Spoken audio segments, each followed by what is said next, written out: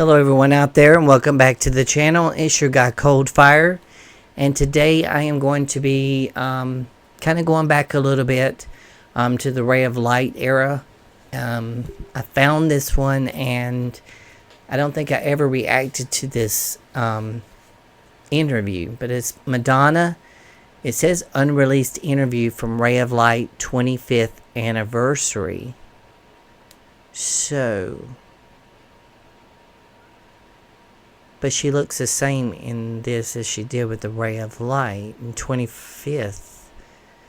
I'm trying to get my head wrapped around it, so we'll just get into it and see what it's like, okay?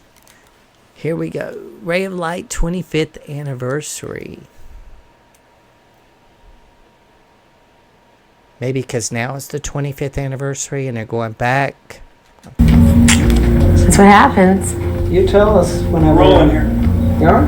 Okay, today you've been shooting a video for what song?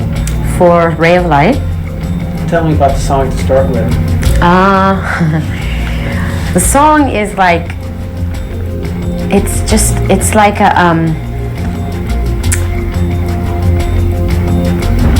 it's about kind of being in wonderment of the world around you and seeing the world for the first time, like looking at the world finally with your eyes open and seeing how big the universe is and seeing how small I am in the universe. And also just kind of a celebration of life too. Do you want to be a ray of light? Or? Yeah, well, a ray of light to me is like hope. You know, so it's a song about looking at the world for the first time with a feeling of real hope and also joy and happiness. So it's a song about celebration. Okay, and what about the video? How has this Swedish guy interpreted it? The video, well, basically it's just been 2 days of me dancing like a maniac.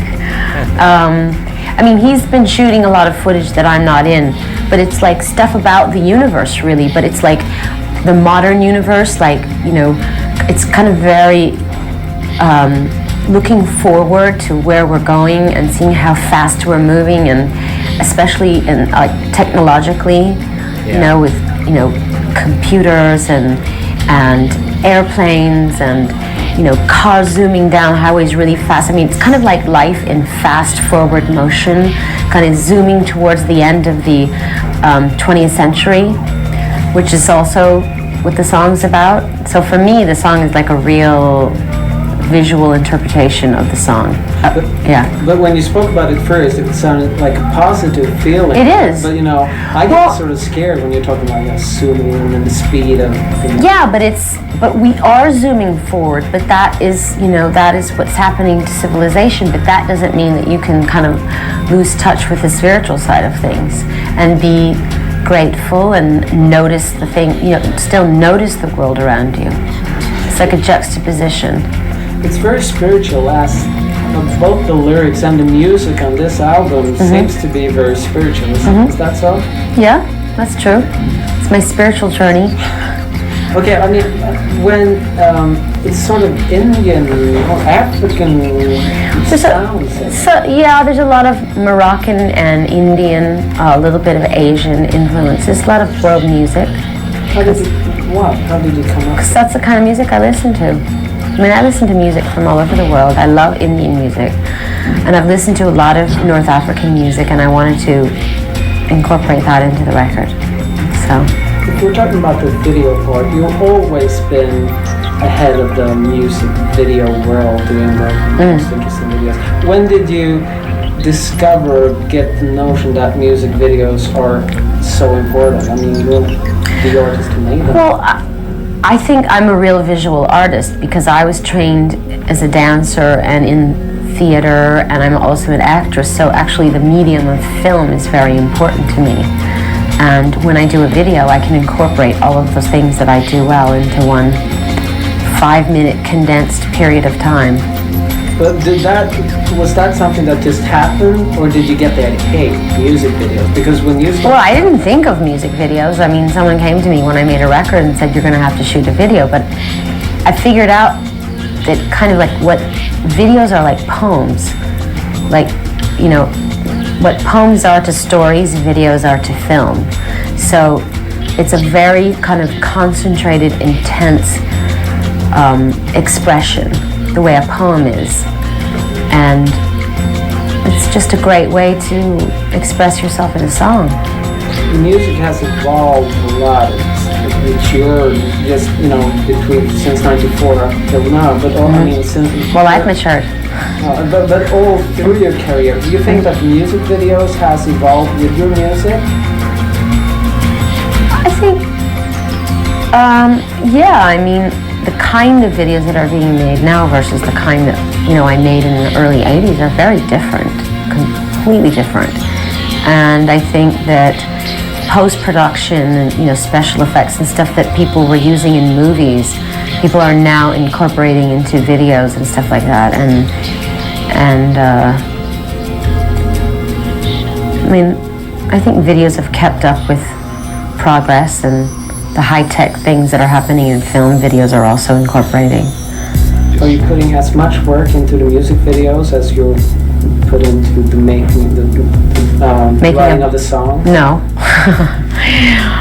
No, I mean, I poured my heart and soul into that record, and it took me very many months to make. I mean, a music video is a much more of collaboration with the director and what his ideas are. And Jonas has a very specific style of working, and that's why I used him for this song. Each director has a different way that they look at the world and a different sensibility, which is why I choose them depending on what kind of song it is. I think he would have been all wrong for the Frozen video. I thought Chris Cunningham and his sensibility was really great for that, and Jonas is really good for this. But on this record, I'm really interested in using new directors, younger, newer, kind of just people who have a fresh look at things versus like the directors that I've been using for years on all my other videos. Back to the music, it's more sort of taking on the techno, electronical dance music. Yeah. Why? Well, I started out making dance music. So for me, techno or electronica is like a natural progression of the dance music that I began with in the 80s. But do you like it yourself? I mean, do you dance to rave music, techno music yourself? Yeah. So I dance to everything. Anything with the beat I can dance to. Okay, but still, is the dance floor, the dance clubs, are they as important to you? Absolutely. Yeah. Because that's where I started. And like I said, I was trained as a dancer, so I always look at life through the eyes of a dancer, so it's really important to me. But you... I have to say that he was kind of touching on the subject that, yes, she's evolving with her music, but he's like, is it going to be anything that's going to be danceable that her audience would like? And it's kind of ironic to say that when she first came out, like with Holiday and Lucky Star. I mean, the Holiday, Lucky Star, I mean, all those were her beginning signature songs to show that she was going to make pop videos, but she was also going to incorporate dance. And now if it's 2024 and look at her now, she is the only female artist in history now to have hits in all 5 decades: the 80s, the 90s, the 2000s, the 2010s, and the 2020s because of Popular. And there was another one, Vulgar. I don't know if that went too much on as far as Billboard charts, but I know that it did successful in the streaming. But Madonna has always incorporated dance with her music, but she's also done music videos where she doesn't dance, because as an artist, like she said, it's like poetry. Like Take a Bow, for instance, and you'll see there's strong, powerful ballads, but she does no dancing in them. But she knows which songs to put out that are danceable and which songs that she wants to just use as ballads to make a video out of, like poetry. So, let's get back into it. I think she's doing very well. She's so beautiful. I mean, just love the little glittery eyelashes and everything. She's just iconic. Your life has changed quite a bit since, I mean, when you started out. Yeah, but I still like to dance. Do you go to clubs as much as you used to? It depends on what city I'm in. There's not a lot of great clubs in LA. Sometimes in New York or London or Miami. Yeah, I go dancing. But the singing part, you were away from pop music world for 3 years almost during Vita. Did that change your voice a lot? Well, to sing the music of Andrew Lloyd Webber, I had to study with a vocal coach because I didn't think I had the range to hit all the high notes. And so after studying for several months, I really strengthened my voice and learned how to sing in a way that I never did before. So it really influenced me with my songwriting on my own album. And I think that my songwriting has changed a lot because of it. Why? Because you have a bigger range. Bigger range. Yeah. Have you kept on training your voice? Yeah. So how do you do that? Say, those chord things? You want me to do a vocal warm up or something? Please. No. Okay, here's one. Or here's another one. So you actually do. Yeah, you have to sit there basically and look like an idiot for about half an hour. Okay, so you do that every day or? No. I just go in for tune-ups. You know what I mean? Like if I know I'm going to do a performance, or if I go. She lives in New York, so whenever I'm in New York, I go and visit my voice teacher. Was it nice to be away from the pop world for those years? Did you long for it? No, I was very happy to have time off from being me. I didn't miss it at all. If you if you listen to the lyrics on the new album, it's very sort of, you open up yourself and you.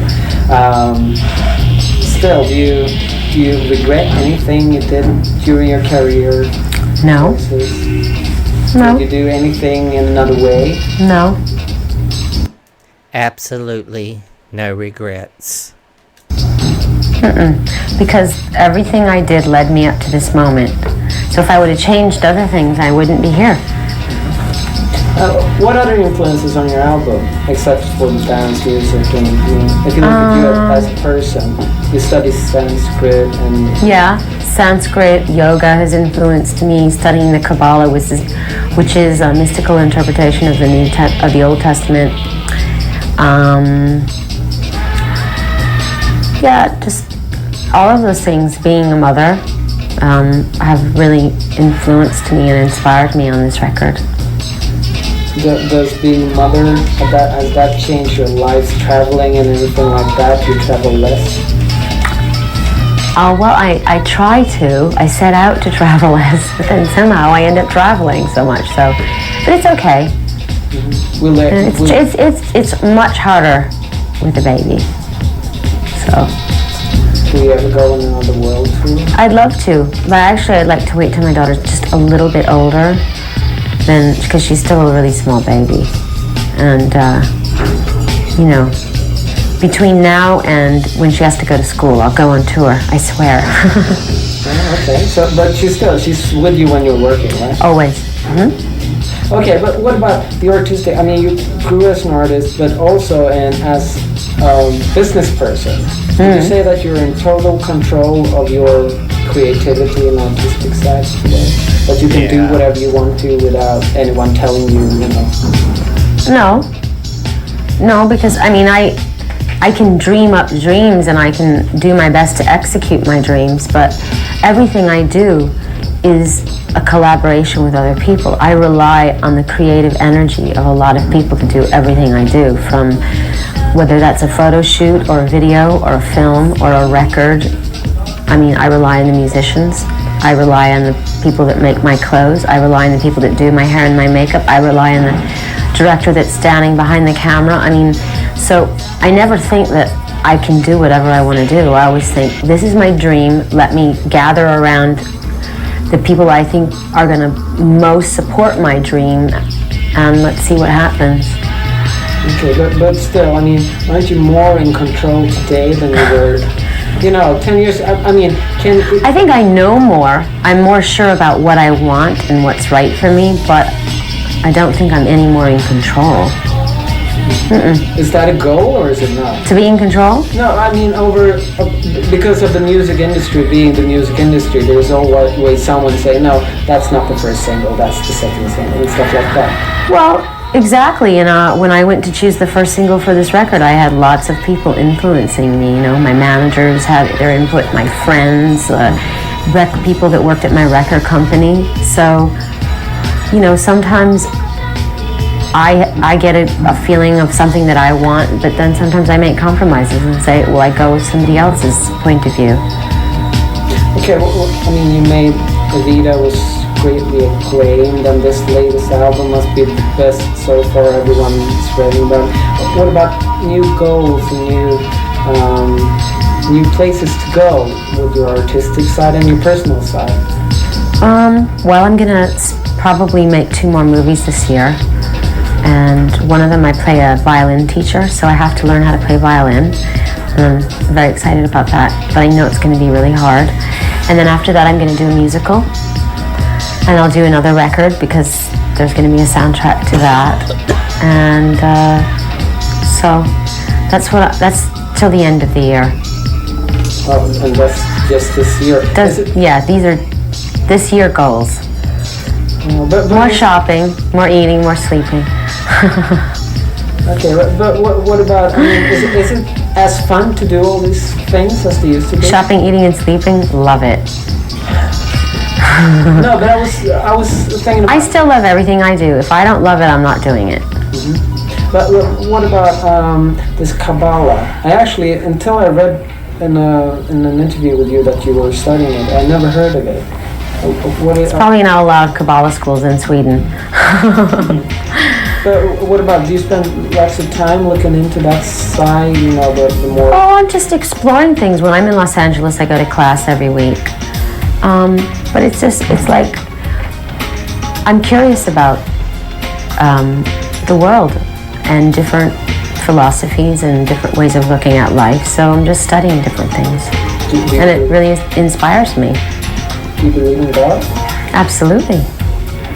In what God? I mean, do you have a name on him? Or? God, light, hope, love, happiness, kindness. I mean, they're all God. I couldn't describe to you what God is. God is indescribable. Because on one side on the album is about death. Yes. Tell me about dealing with death. Dealing with death. So the idea of the idea of letting go of fearing death, and the idea of mortality, letting go of that, and accepting. Jonas, you've been working me way too hard. Do I have to go to work? Yes. He's so mean to me. Is everyone this mean in Sweden? Well, not really. I'm nice. No, you've been really mean to me as well. Thank you. All right. Well, nice talking to you. Nice talking to you. Okay. Tack så jättemycket, du. Tack själv. What are you guys saying to each other? Just being nice to each other. He taught me a bad word, but I won't say Don't it. say no. Please, don't say no. No, can't say it. Oops, don't remember it. I better not. You see?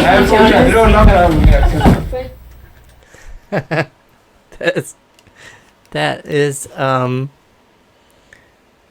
was so incredible to go back to that, because I don't remember too many interviews where she was, talking about the Ray of Light album.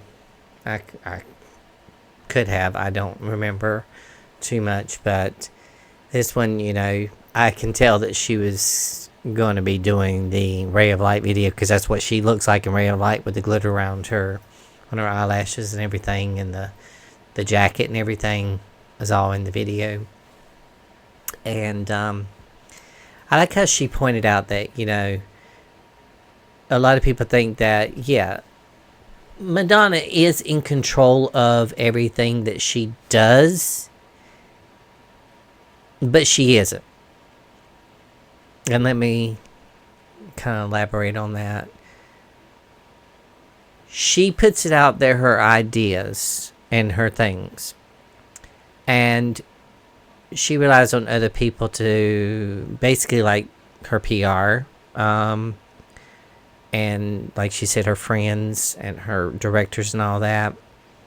And most of the time they support her on projects that she's going to work on, and they'll tell her, you know, okay, well, if we do this video, we like to do this. And then if, you know, they come to a compromise, you know, there has to be a compromise when you collaborate. But I would say that she probably has, like, at least 95 to 96 or 7% control over everything. It's basically like any artist, when they go into something. She was at a point in her life where she could have never done another music video, and she would still be the queen of pop. But with that being said, you do need collaborators around you to confide in. Not necessarily that you need them, but you kind of need their validation that, yeah, this is a great idea, and you need their support. And I think that's where the few percent comes in, that, you know, she lets them kind of step in and have a little bit of say over it. But Madonna is going to do what Madonna is going to do. Like she said, if she hadn't have done, like he was saying, are your videos any different, or do you have any regrets about anything that you did on any of the things? She said no, because had she not done them, she wouldn't be where she's at now. And that is so true, because when she first started out, she went against the grain before any of the female pop artists at the time were doing. I mean, she loved to piss people off, and she liked to stir controversy, because if you remember, Madonna grew up she started having, when she moved to New York in the late 70s, she was a young kid and she felt awkward. And it was the gay community that took her in and told her that she was not a freak. She felt accepted. And then when the AIDS crisis hit, she was so pissed off that all of her friends around her were dying, and she just thought it was unfair. So I think that was the time that she just said, okay, you know what? Screw it. I'm going to piss people off. Those people in the hierarchy of the U.S. that didn't listen to what was going on, or didn't care about what was going on at the time. She did. And it really made her mad, and there was nothing that she could do about it herself, being a breakout artist, except use her platform and piss people off enough to wake them up and talk about it. Talk about sex and gay people and women's rights and stuff like that. So yes, I have always loved Madonna, and I just give kudos to her, because I just saw her this last April the 1st in Atlanta, and a hell of a show. I mean, 65 and still putting it on. And then she did the 1.6 million people concert free in Brazil. And that was only because she had so much success and with Evita being made in Argentina, that they welcomed her with open arms. There was a lot of people that didn't. They thought that she would ruin the Eva Perón's name as the First Lady of Argentina. But Madonna assured them that she was not going to disrespect her, that she felt like she was Eva Perón because they both did the same things to get where they were at in life. And though Eva Perón's life was cut short, Madonna went in it with respect to Eva Perón. And I thought that that was an incredible way she done the movie. But I hope that you guys enjoyed that Madonna reaction. It says unreleased interview from Ray of Light 25th anniversary remastered. So I guess it would be 25 years from 1998 when Ray of Light came out. Hold on, no. Sometime around then. 2020. Yes, so it would be about the 25th anniversary. So what they're saying is this was some footage that was found, and to celebrate the 25th anniversary of Ray of Light album, here's a video, and then I found it and I reacted to it. Hope you guys enjoyed it, and I wish you peace, love, and happiness. And until my next video reaction, love you guys out there from all over the world. Mwah.